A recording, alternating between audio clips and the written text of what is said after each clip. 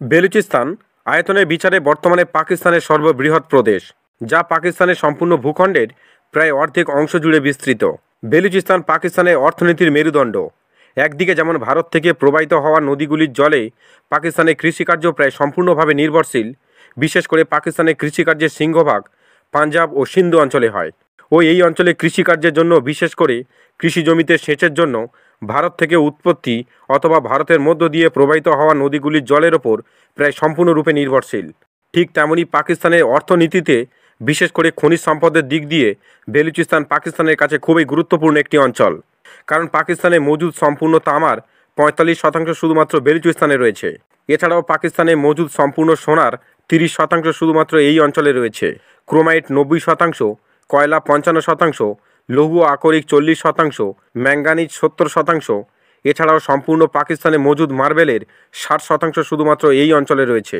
এছাড়াও গ্রানাইট, চুনাপাথর সহ অন্যান্য বহু খনিজ সম্পদের এক বৃহৎ অংশ এই বেলুচিস্তানে মজুদ রয়েছে, যা পাকিস্তানের অর্থনীতিতে গুরুত্বপূর্ণ যোগদান দিলেও বেলুচিস্তানের মানুষের জন্য তার ছিটেফোঁটাও ব্যবহার হয় না। এছাড়াও বেলুচিস্তানের ভূখণ্ডে ধীরে ধীরে চীনের প্রভাব বৃদ্ধি পাচ্ছে। বেলুচিস্তানের সাধারণ মানুষের প্রাপ্য ভূমি ধীরে ধীরে চীনের হাতে চলে যাচ্ছে।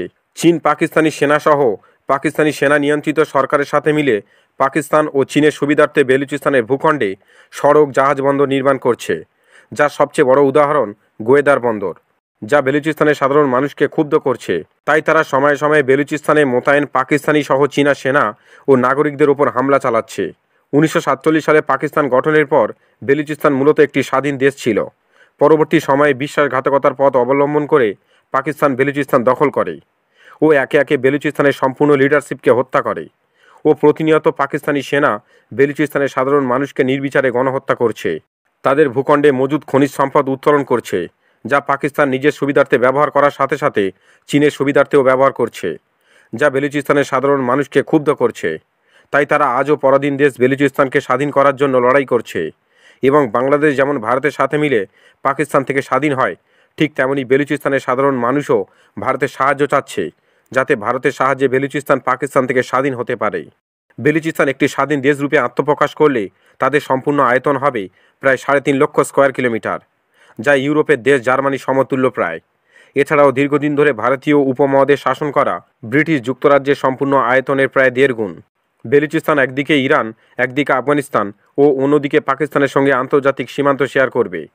এছাড়াও বেলুচিস্তানের দক্ষিণে বিশাল আরব সাগর রয়েছে, যার মাধ্যমে বেলুচিস্তান খুবই সহজে সমগ্র পৃথিবী জুড়ে ব্যবসা বাণিজ্য করতে পারবে।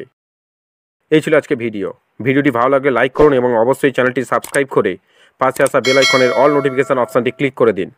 পরবর্তী কোন ভিডিও দেখতে চান অবশ্যই কমেন্ট করে জানান।